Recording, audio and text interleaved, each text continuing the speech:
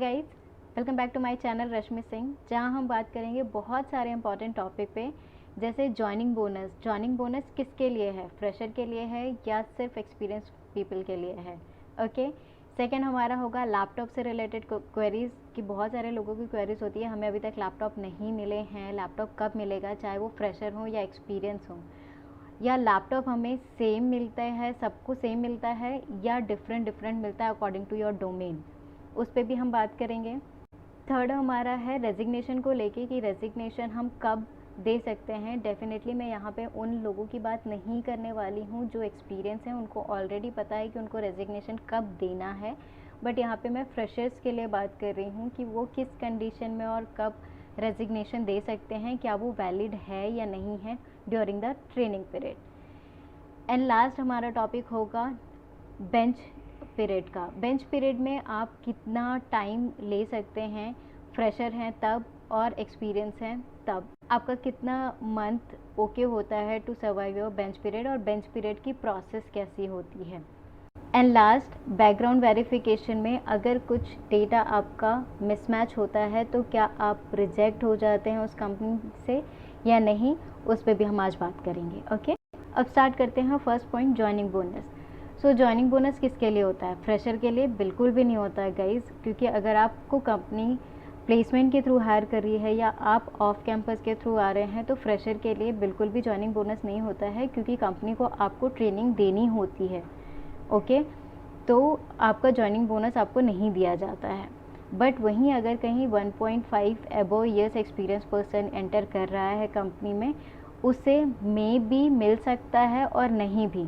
अब मिलने वाली कंडीशन क्या होती है? सपोज़ आप किसी अदर कंपनी में काम कर रहे हो और आपका नोटिस पीरियड है 2 मंथ।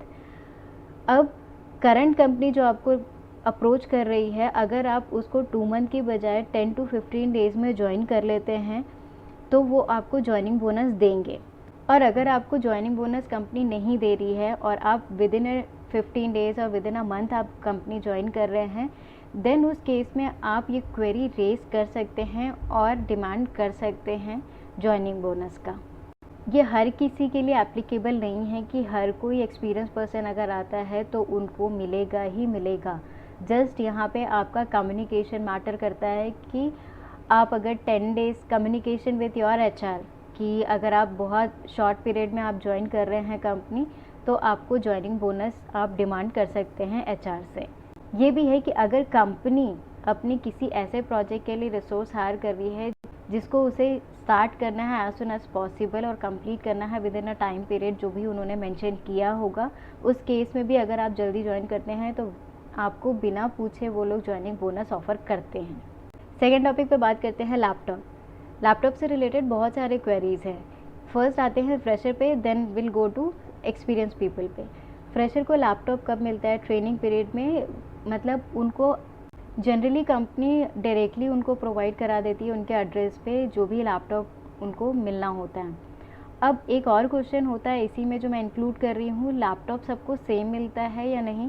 तो लैपटॉप सबको सेम ही मिलता है ऑलमोस्ट, कि HP का जा रहा है, किसी को लेनोवो का जा रहा है, तो ये कुछ ब्रांड्स है जो आपको मिलते ही हैं, कॉमन हैं। इन केस आपको लैपटॉप नहीं मिला है, अगर आप ट्रेनी भी हैं और इन केस आपको लैपटॉप नहीं मिला है, तो आप GSD में रिक्वेस्ट डाल सकते हैं, आपको वहाँ से लैपटॉप रिसीव हो जाएगा। पर उस केस में क्या होता है, जब आपको लैपटॉप आप GSD के थ्रू रिक्वेस्ट रेज करते हैं, चाहे वो फ्रेशर हो या एक्सपीरियंस, उस केस में आपको पूरी किट नहीं मिलती है, सिर्फ नेसेसरी थिंग्स मिलती है, लाइक लैपटॉप मिलता है, चार्जर मिलता है, माउस मिलता है, उसके अलावा एक्स्ट्रा थिंग्स बिल्कुल भी नहीं मिलती है आपको।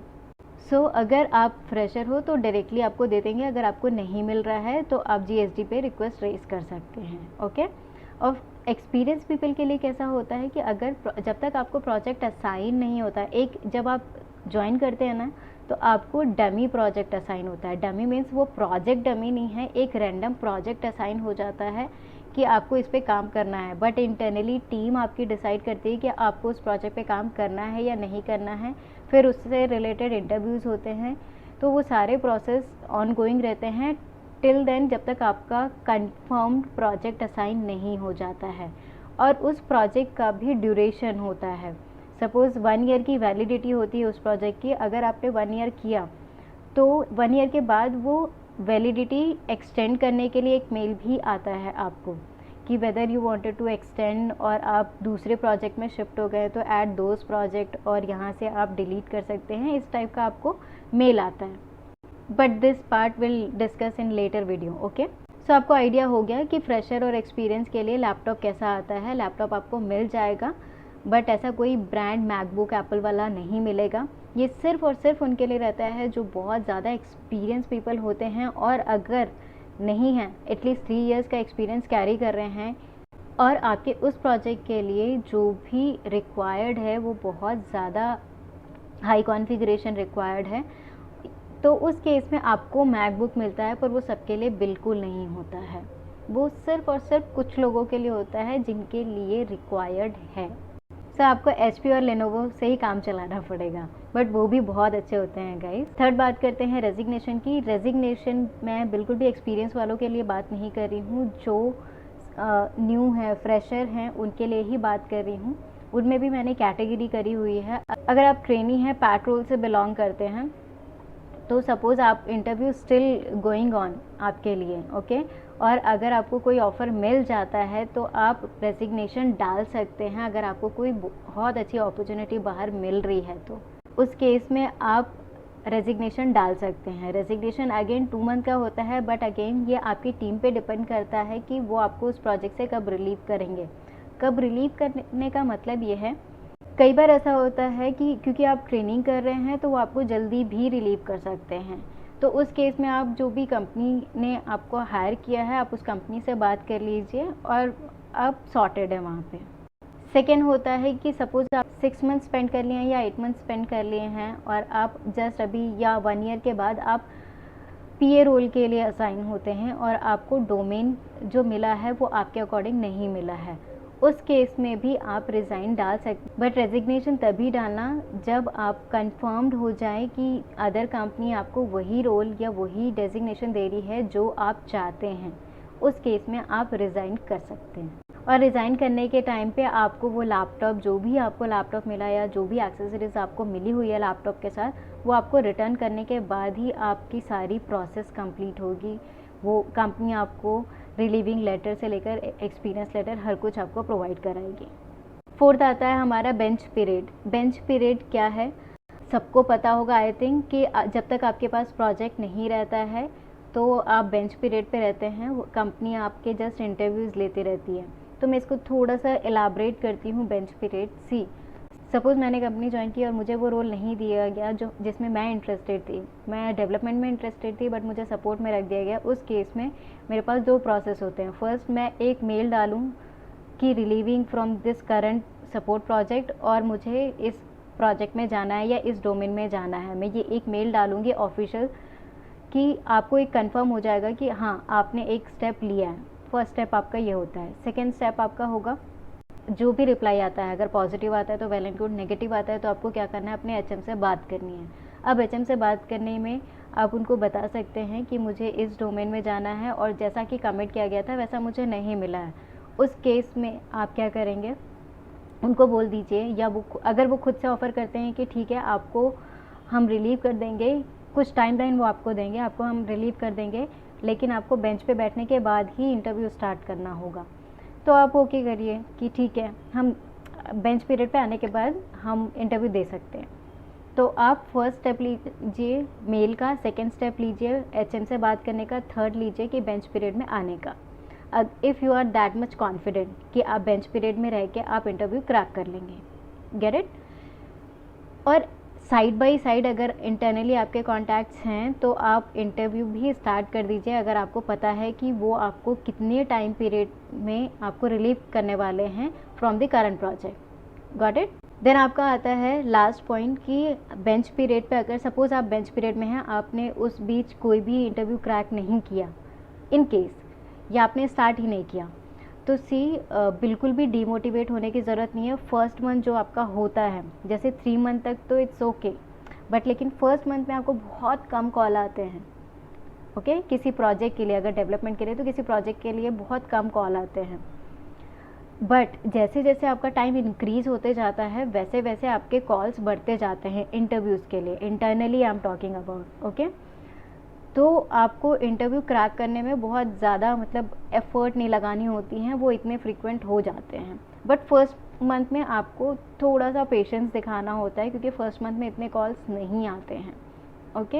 एंड पैरेलली आप बात कर सकते हैं किसी भी टीम से कि मैं रेडी हूँ इस प्रोजेक्ट में आने के लिए, क्या प्रोसेस है। इंटरनली आप टीम्स में आप बात कर सकते हैं, so they will suggest you something. Last आते हैं हम टॉपिक पे, बैकग्राउंड वेरिफिकेशन। अब बैकग्राउंड वेरिफिकेशन के बहुत सारे डाउट हैं, तो बैकग्राउंड वेरिफिकेशन में मैं आपके डाउट्स क्लियर कर देती हूँ। सी गाइज, अगर कुछ भी डेटा मिसमैच होता है, फर्स्ट डाउट कि कुछ भी डेटा मिसमैच होता है तो डायरेक्टली वो रिजेक्ट नहीं करेंगे। उससे रिलेटेड या तो आपको कॉल आएगा या तो मेल आएगा कि ये डेटा करेक्ट नहीं है, आप इसे करेक्ट कर दीजिए, ठीक है। तो डायरेक्टली कोई रिजेक्शन नहीं होता है। या अगर कुछ डेटा आपका ऐसा है या गैप बोल लो कि गैप था, तो वो आपको एक रीज़न वहाँ पे मेंशन करना होता है। अगर आप suppose during the background verification जब आप फॉर्म फिल कर रहे होंगे आपने वो पार्ट छोड़ दिया, तो ऐसा नहीं कि डायरेक्टली वो रिजेक्ट कर देंगे। वो आपको कॉल करेंगे या आपको मेल करेंगे कि गैप का रीज़न मिसिंग है, उस केस में आपको वो रीज़न देना होता है, ठीक है। उसके बाद भी सेकेंड अटैम्प्ट भी आपको मिलता है, ऐसा नहीं कि फ़र्स्ट अटैम्प्ट अगर फेल हो गया, सपोज़ मेरा गैप है, गैप में मैंने फ़र्स्ट टाइम नहीं मेंशन किया, सेकेंड टाइम मेंशन किया, बट वो कहीं से मिसमैच हो रहा है या मैच नहीं कर पा रहे हैं किसी और रीज़न से, तो वो आपको फिर से कांटेक्ट करेंगे कि जेन्युइन या क्या है। वो हर एक फैक्टर को एनालाइज करते हैं गाइस, क्योंकि वो हर एक पर्सन के पीछे एक अमाउंट स्पेंड करते हैं। उसके बाद ही अगर बहुत ज़्यादा लगा उनको डिटेलिंग कि ये करेक्ट नहीं है या करेक्ट इन्फॉर्मेशन नहीं मिल रही है, तब जाके वो आपको रिजेक्ट करेंगे। रिजेक्ट करने से भी पहले आपको उसके लिए मेल आएगा कि due to this and this type of things match नहीं हो रहा है, तो हम रिजेक्ट कर रहे हैं आपका फॉर्म। इतना इजी नहीं होता है कि एट वन शॉट आपको एक रिजेक्शन मेल आ जाए कि आप नहीं आ रहे हैं। तो डोंट वरी गाइस, यहाँ पे आपको ज़्यादा टेंशन लेने की ज़रूरत नहीं है, बस करेक्ट डेटा प्रोवाइड करिए। आपको, आप फ्रेशर हैं या एक्सपीरियंस है, जो भी डेटा है वो आप उनको प्रोवाइड कर दीजिए। क्योंकि मेरे केस में क्या था, सारे डेटा करेक्ट थे बट मेरे पास 2 और 3 थिंग्स नहीं थी। जैसे मेरे करियर में गैप है, तो मैंने गैप भी उन्हें मेंशन किया था वहाँ पे, तो उन्होंने दोबारा मुझे नहीं पूछा। एंड द सेकेंड कि मेरे पास डिग्री नहीं थी, सर्टिफिकेट्स तो थे बट डिग्री नहीं थी, जिसके लिए मैंने उनको मेल डाल दिया था। और जैसे ही मुझे वो डिग्री रिसीव हुई, मैंने उन्हें वो मेल भी सेंड कर दिया, एज़ वेल एज़ मैंने वो अटैचमेंट भी उनको वहाँ पे अटैच करके दे दिए। तो ऐसा कुछ नहीं हुआ, जस्ट एक मुझे मेल ज़रूर आया था कि ये आपको अटैच करना है। तो मैंने बात करी थी अपने एचआर से और उनको पूरी सिनारियो और पूरी पिक्चर क्लियर करी थी, तो उन्होंने मुझे ये प्रोसेस बोला था, फर्स्ट सेंड अ मेल। और वैसे भी वहाँ पे आपको जब टिक करेंगे ना, कोई चीज़ नहीं अवेलेबल है, जब आप चेकबॉक्स पे टिक करेंगे तो आपको कमेंट भी पूछेगा कि नहीं है तो उसका रीज़न क्या है, तो मैंने वो मेंशन किया हुआ था।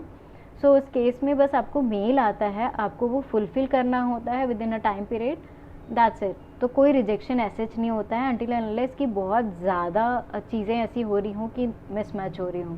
आई होप मेरी वीडियो आपको अच्छी लगी होगी और इन्फॉर्मेटिव लगी होगी। इसे दूसरों के साथ ज़रूर शेयर करिए और लाइक, शेयर एंड सब्सक्राइब करना ना भूलिए। Till then take care, bye bye, stay safe. अगर आपकी कोई क्वेरी है तो आप मुझे वो कमेंट सेक्शन में पूछ सकते हैं या मेरी लिंक्डइन आईडी पर मुझसे पूछ सकते हैं। और नेक्स्ट टॉपिक क्या होना चाहिए वो भी आप मुझे सजेस्ट कर सकते हैं। बाय।